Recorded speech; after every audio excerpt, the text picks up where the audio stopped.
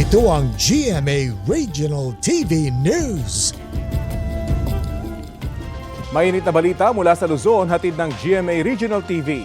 Patay ang isang mag-asawa matapos maaksidente ang sinasakyan nilang kolong-kolong sa Santo Domingo, Nueva Ecija.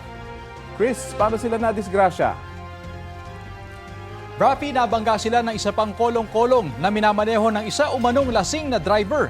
Sa investigasyon ng pulisya, binabaybay ng kolong-kolong na lulan ang mga biktima at kanilang 7 taong gulang na anak ang Maharlika Highway sa barangay Malayantok. Kasunod nila ang nakabanggang kolong-kolong na nagtangka umanong mag-overtake sa kanang bahagi ng kalsada. Unang nahagip ng kolong-kolong ang isang big bike bago bumangga sa sasakyan ng mga biktima. Sa lakas ng pagbangga, napunta sa kabilang linya ang sasakyan ng mga biktima at nasalpok ng kasalubong na closed van. Dead on the spot ang babae habang sa ospital na binawian ng buhay ang kanyang mister. Nakaligtas naman ang kanyang anak na nagtamo ng iba't ibang sugat sa katawan. Humingi ng tawad ang 43 anyos na driver sa kaanak ng mga biktima. Sinampahan na ng reklamo ang nakabanggang driver na nasa kustodiya pa rin ng pulisya.